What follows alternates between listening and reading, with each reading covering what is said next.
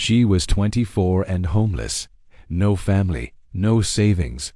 Just $25 in a backpack she'd been living out of for 5 months, and with that $25, she bought an abandoned ranger station deep in the mountains of Montana, in a wilderness so remote that the nearest paved road was 18 miles away. The Forest Service said it was unsafe. The county said it had been condemned for decades, but what nobody knew was that locked inside that old ranger cabin in a sealed metal cabinet that hadn't been touched in over 40 years was something that would change her life forever. Before we continue, if stories like this mean something to you, hit subscribe and tell us in the comments where you're watching from.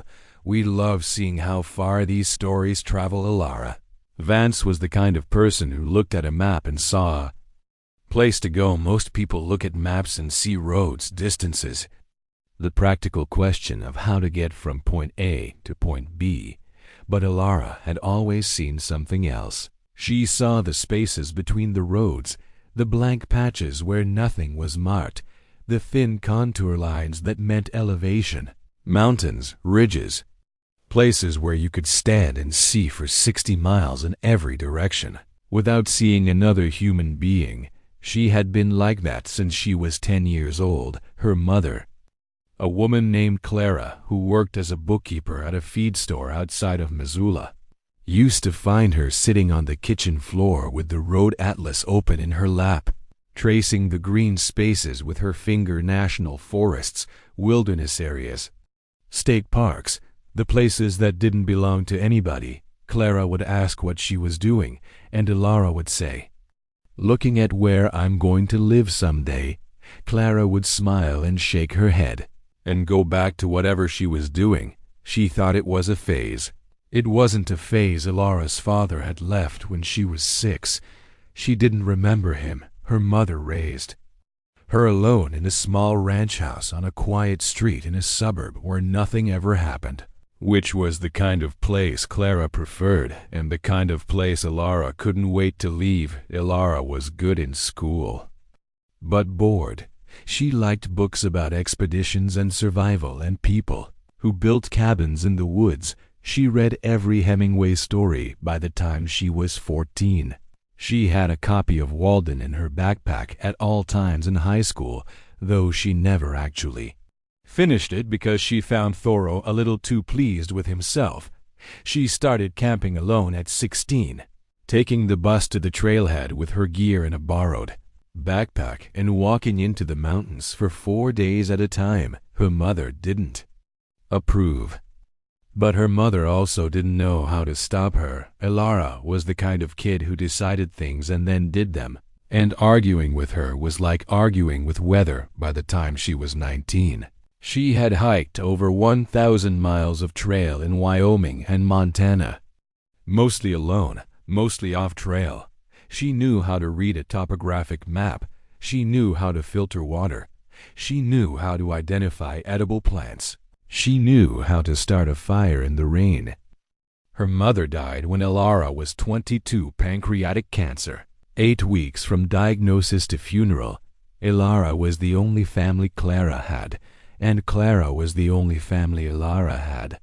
And after the funeral, there was nothing left to hold either of them in place. The ranch house was rented. The car had been repossessed during the medical leave. The savings, what little there had been, was gone. Elara packed everything she owned into her backpack and her mother's old wool sleeping bag and walked out of the house for the last time on a cold morning in March. She had $850 to her name. She didn't know what she was going to do, but she knew it would involve mountains. It always did for a while. She worked seasonal jobs. She picked apples in Bozeman. She worked at a backpacker hostel in Portland, washing dishes and cleaning bunks in exchange for a bed. She did trail maintenance for the Forest Service for a summer in the Bitterroots, which was the closest thing to heaven she had ever experienced. Long days in the mountains swinging a Pulaski axe, building water bars on muddy trails, sleeping in a tent at a base camp 3 miles from the nearest road. The pay was $18 an hour, and she would have done it for free, but the seasonal work ended when the seasons changed by the time she was 24. She had been couch surfing and bus riding and hostel bed rotating for almost 3 years, and she was tired of being in transit. She wanted somewhere to put her bag down, not somewhere to live in the way most people meant the word. Not an apartment with a lease and a rental application and a credit check. She wanted somewhere remote and difficult and hers, somewhere that nobody else wanted because the things nobody wanted were the only things she could afford. She found the listing in February, scrolling through Forest Service surplus property pages. On a library computer in Kalispell, the Forest Service occasionally sold off old administrative buildings that they no longer needed: fire lookouts, ranger stations, work camps. Most of the buildings had been auctioned off years ago, but some sat in legal limbo, the parcels too small or too remote or too encumbered with restrictions to attract bidders. The listing she found was for an old district ranger station in the Kootenay National Forest in northwestern Montana, on a parcel of enholding land that had been deeded to a private holder in the 1930s and had reverted back to the county after the original family died out without heirs. The building had been used as a ranger outpost from 1940 to 1982, when the building had been used as a ranger outpost from 1940 to 1940 to 1940 to 1982, when the Forest Service consolidated its operations and closed the station. It had been sitting empty for over 40 years. The county had been trying to sell it at tax auction with no success since 2015. The current asking price was $25. The catch, and there was always a catch, was the access. The ranger station was 18 miles from the nearest paved road. 12 of those miles were on a Forest Service road that was closed to vehicles from October to June due to snow. The remaining 6 miles were on a foot trail that climbed over an 8,400 FT pass. There was no electricity, no running water, no septic, no phone service. The nearest town was Darby. Population 215 an hour from the trailhead. Elara looked at the listing on the library computer for a long time. Then she looked at the topographic map of the area. She found the parcel on the map, a small blue square in the middle of a sea of green and brown contour lines. She traced the trails that led to it. She measured the distances. She calculated elevation gain. She looked at where the creeks ran, where the ridges formed natural windbreaks, where the south-facing slopes would catch the most sun. Then she opened a new tab and looked up bus schedules from Kalispell to Darby 3 weeks later. She was standing at the trailhead with her backpack on her shoulders and 28 pounds of supplies, looking up at a snow-streaked granite ridge that she would have to cross to get to her new home. The road in had been technically closed for the season, but a Forest Service ranger she'd met at the trailhead had told her the snow was melting fast, and the south-facing trail to the pass was probably clear if she was careful. He had not told her not to go. He had looked at her gear and her boots and the easy way she shouldered the pack and decided. She knew what she was doing. He was right. She made the crossing in 2 days. The first day, she covered the 12 miles of forest road hiking with her pack at a steady 1.5 miles per hour pace, the way she had learned from trail crew work. The road climbed gradually switchbank, stands of lodgepole pine and aspen crossing 2 creeks on simple log bridges. At the bridges, she stopped to filter water and rest her shoulders. She passed a Forest Service work site that had been closed for the season, the equipment locked in a small shed. She passed an old burn from a fire decades earlier, the dead trees standing silver gray against the fresh green of new growth coming up around their bases. She camped that night at the base of the pass in a cave, small flat clearing beside a frozen creek, eating a cold dinner and cheese and watching the stars come out one by one above the ridge. It was cold, below freezing by midnight, but Elara was used to cold. She wore her thermal underwear inside her sleeping bag and put her water bottle inside the bag with her so it wouldn't freeze, and slept a deep, heavy sleep of someone whose body had been working all day when she woke up at dawn. Frost was thick on the outside of her sleeping bag, and her breath made clouds in the cold air, and the eastern sky was the color of pale rose behind the dark teeth of the granite ridge above her. The second day, she climbed the trail to the pass. The trail was steep, switchbacking up a north-facing slope that still held patches of late-season snow in the shaded sections. She kicked steps where she had to. She used her trekking poles for balance.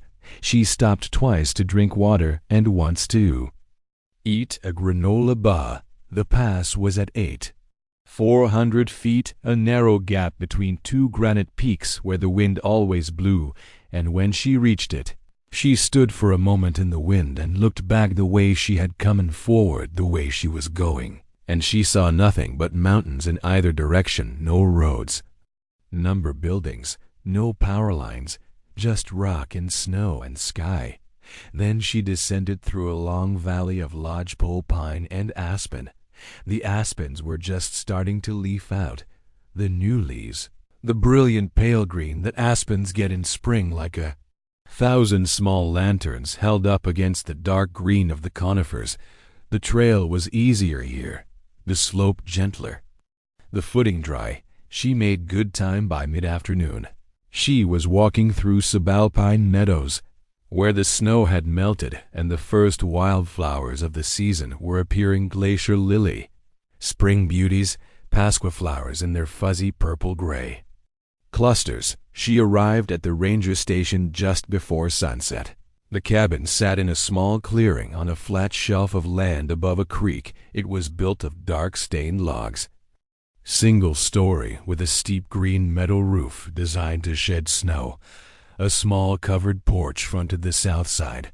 A stone chimney rose from the west wall. 3 windows on the front, 2 on each side. A simple wooden door painted faded brown with a small carved wooden sign above it. The lettering on the sign was too weathered to read behind the cabin. Partially visible through the trees was a tall wooden fire lookout tower, leaning slightly but still standing about 70 feet tall, with a small enclosed cab at the top and a switchback ladder running up the side. The tower had been part of the same complex used by the ranger to spot fires in the surrounding wilderness. It had been decommissioned in the 1960s when aerial surveillance replaced ground-based lookouts. Elara stood at the edge of the clearing and just looked. The light was the color of late copper. The lodgepole pines around the clearing stood tall and straight, their lower trunks bare for the first 20 feet, the way lodgepoles always grew, reaching for the sun. A cold breeze came down off the ridge and made the tops of the trees move slowly in unison, a long, slow wave that traveled the length of the clearing and disappeared into the forest beyond. Somewhere in the distance, a raven called. The sound carried impossibly far in the thin mountain air. This was it. This was the place she had been looking at on maps for 14 years. Elara walked to the cabin door. The porch boards creaked under her boots. She tried the door handle. It was locked, but the lock was old and the wood around it was soft, and when she put her shoulder against the door and pushed firmly, the latch gave with a small splintering sound, and the door swung inward. Inside was a single large room. The floor was rough-cut pine planks, dark with age, but solid. The walls were the same dark logs as the exterior, the chinking between them mostly intact. Only a few gaps near the corners where the daubing had crumbled. The ceiling was open to the rafters with a loft area at one end, accessible by a ladder. A stone fireplace dominated the west wall, its mantel rough cut from a single piece of timber. The hearth made of flat creek stones fitted together. Besides the fireplace stood an old wood cookstove, cast iron. Surface rusted, but the firebox intact furniture had been left behind a heavy wooden table in the center of the room with 2 chairs, a simple cot frame against the back wall, a bookshelf along the east wall, empty now, but still standing as small. Writing desk under one of the front windows, a coat rack by the door with 3 iron hooks. Everything was covered in dust. Everything looked exactly as it had when the last ranger walked out in 1982 in the corner of the room. Beside the bookshelf stood a metal cabinet. It was the kind of cabinet the Forest Service used to issue to its district stations, gray steel, 4 feet tall, 2 doors with a built-in lock, government property stamped with a faded inventory number. Lock was rusted but intact. The doors were closed. Elara walked to the cabinet and tried the handle. Locked. She looked around the cabin. She found, hanging from a nail above the door, a small metal ring with 3 keys on it. 2 of the keys were old, skeleton keys for the door and the lock she had just broken. The 3rd was a small steel key, the kind that fits a filing cabinet. She took the ring down and walked back to the metal cabinet and tried the small steel key in the lock. It turned. Elara opened the cabinet door slowly. Inside were maps, hundreds of maps, topographic maps, fire boundary maps, trail maps, hand-drawn route maps. They were folded and stacked on the cabinet shelves, organized by region, each one labeled in pencil on the cover with a date and a description. Some of them were rare. Elara could see immediately that some of them were the kind of maps that map collectors paid serious money for. Original USGS surveys from the 1940s, hand-corrected fire response maps from the 1950s, route maps from before the modern trail system existed. But it wasn't the maps that made her stop breathing on the bottom shelf of the cabinet. Stacked neatly behind the map collection were canvas bags, 3 of them, each one tied with twine. She lifted one. It was heavy. She set it on the floor and untied the knot. Inside was money, old paper money, 20s and 50s, bound in stacks with paper. Bands the way banks used to band money. Each stack was labeled with a year: 1973, 1974, 1975. The bands were faded but intact. She opened the 2nd bag. More money. More bands. More years. The 3rd bag was the same. She counted everything sitting on the dusty pine floor of the ranger station with the late afternoon light coming through the western windows and the fire long unlit in the stone fireplace. The bags held a total of $68, 400 in old bills organized by year from 1969 to 1982. At the back of the cabinet, behind the bags, was a leather portfolio. Inside the portfolio was a single typed letter on Forest Service letterhead dated October 1982. To the next person who finds this cabin, my name is Arthur Pendleton. I have served as the district ranger of this station since 1969, when I was 29 years old, for 13 years. This cabin has been my home, and these mountains have been my responsibility. I have kept the trails maintained, the fire roads cleared, and the lookout tower in working order. I have buried the dead from 3 search and rescue operations and helped birth 1 child, whose mother miscalculated her trip. I have loved this country with the kind of love that does not require explanation. The Forest Service is closing this station next month as part of a consolidation. They have offered me a desk job in Eureka. I have declined. I am moving to the Yukon to take a position on the Kluin. I will not be coming back. Over the years, I have saved a portion of my paycheck in cash every month and stored it in this cabinet with the maps. I never spent much. The cabin was free. The food was mostly what I caught or grew. The only thing I bought regularly was coffee. The money has accumulated. I am leaving it here. I am not leaving it for the Forest Service. They have decided this place is no longer worth their attention, and I disagree, and I will not reward that decision by giving them my savings. I am leaving it for whoever finds this cabin next. If the Forest Service sells it, it will go to whoever buys it. If a hiker breaks in and finds it, it will go to that hiker. If the cabin sits empty for 100 years and then a wildfire burns it down, the money will burn with the building, and that is also acceptable to me. What I want is for the money to belong to someone who values this place, anyone who walks 18 miles to get here, and who opens a Forest Service cabinet with the key I left hanging by the door has earned the right to whatever I have left behind. I will not be the person to decide who that is. I will trust the mountains to decide the way. I have trusted them for 13 years. Take care of the cabin if you can. The roof is good for another 25 years if you keep the snow off it. The chimney needs repointing. The lookout tower is structurally sound, but the cab needs new windows. Don't climb it in high wind. The west window of the cabin sticks in damp weather. There's a spring 250 feet north behind, a large boulder shaped like a turtle. This place taught me everything I know about being alive. I hope it teaches you. To Arthur Pendleton, October 15, 1982. Elara sat on the floor of the cabin and read the letter twice. Then she folded it carefully and placed it back in the leather portfolio, and she walked outside and stood on the porch and looked at the mountains, turning pink in the sunset light, and she said out loud, "To no one and everyone, I'm going to take care of it. If you're enjoying this story, take a second and subscribe it."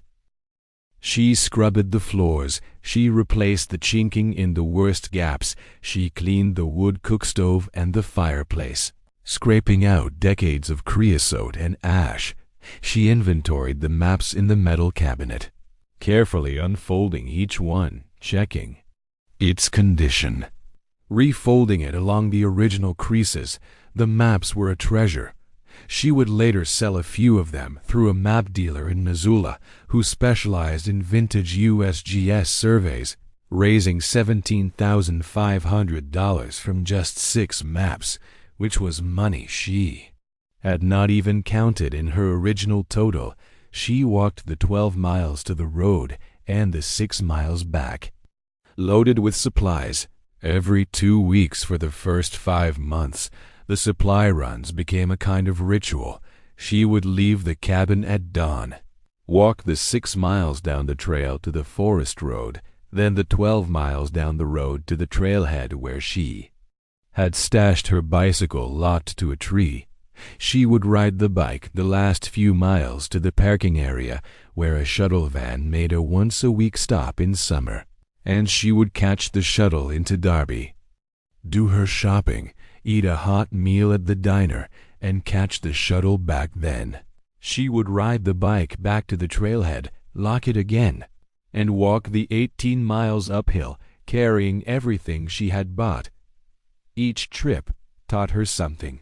She learned what she actually needed, which was less than she had thought: salt, coffee, flour, beans, rice, dried fruit, cooking oil, soap, toothpaste, batteries for the headlamp, books from the small bookstore in Darby, which had a free trade box on the front porch where you could swap one paperback for another, newspapers a few weeks old that the diner gave her for free. The owner of the diner, a woman named Martha, who ran the place by herself and remembered everyone who ate there more than once, started saving the local paper for Elara. By the 3rd visit, Martha was making her favorite, a cheeseburger and fries with a chocolate milkshake. Without being asked, she brought up a sleeping pad for the cot, a new mattress rolled and strapped to her pack frame that took her 2 days to carry in. She had to camp halfway because she couldn't make the full distance with that much weight on her back. And even then, when she finally arrived at the cabin and dropped the mattress on the cot frame, her shoulders ached for a week. A small solar panel and battery system she carried in over 3 trips. A propane camp stove for warm weather cooking.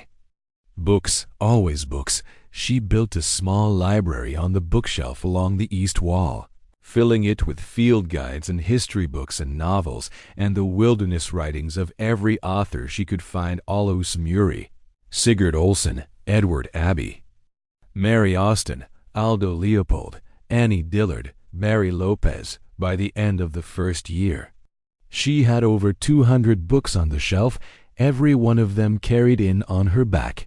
She fixed the chimney by repointing the mortar with a bucket of cement she carried in from town in 2 trips, mixing the cement in an old metal bucket with creek water. She replaced the broken porch boards with new lumber she split from a fallen lodgepole using a wedge and a maul, the rough split planks. Rougher than store-bought lumber, but sound and solid, and matching the rest of the cabin in a way that store-bought boards would not have.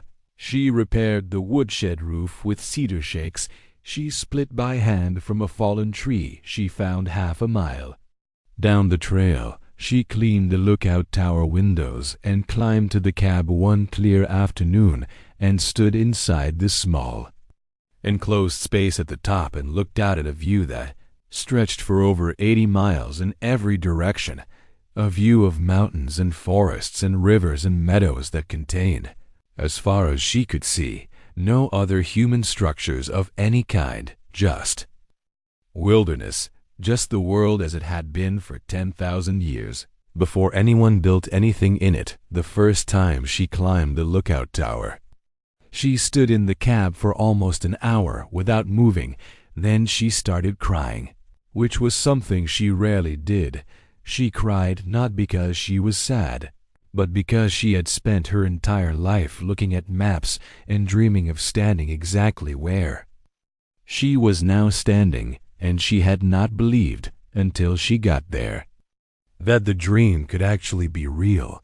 The world had not given her many things in 24 years, but it had given her this, and this was enough.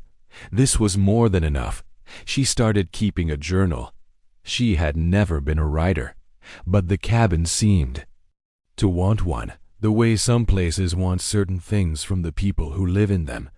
She wrote about the weather, the wildlife, the changes in the light.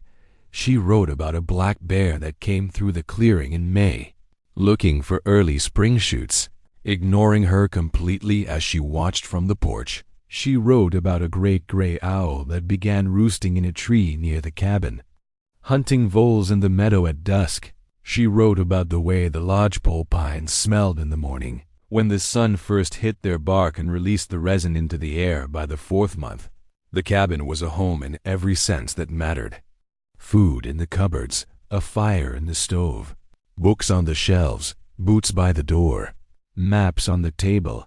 Elara had developed a routine that fit the place: early mornings doing chores around the cabin, mid-mornings either hiking or working on a project, afternoons reading or writing in her journal, evenings cooking on the cookstove and watching the light change through the windows. She slept hard at night, the way you sleep when you've been physical all day and there's no electricity to keep you awake past sundown. She didn't see another person for 52 days at one point, not because she was hiding, but because nobody came up that way. The cabin was so remote that it didn't appear on any modern hiking map. The trail was used maybe 4 or 5 times a season by experienced backcountry travelers who had heard of the place from old guidebooks. Those who came usually came alone and didn't stay long. Elara met a few of them over the course of her first year. A retired biology professor from Missoula doing a survey of subalpine fungi, a solo-through hiker on a self-designed route from Glacier to the Tetons, a pair of young men who had inherited an old map from their grandfather and were retracing his 1968 elk hunting route, She always offered them coffee. She always let them sit on the porch and look at the lookout tower and the meadow. Most of them stayed an hour or two and then walked on. Some of them asked how she had ended up there, and she would tell them the short version of the story, her mother dying, the listing on the Forest Service page, the $25, the walk-in over the pass. They would listen with a kind of intent attention that backcountry travelers give to stories that explain things they themselves are still trying to figure out. One evening in late September, Elara sat on the porch of the cabin and watched the sunset over the western ridge. The aspens in the meadow had turned gold. The lodgepoles stood dark green against the pale autumn sky. The first dusting of snow had appeared on the highest peaks the night before, and the air had the smell of cold coming, the smell that means winter is no longer a future event, but a present arrival.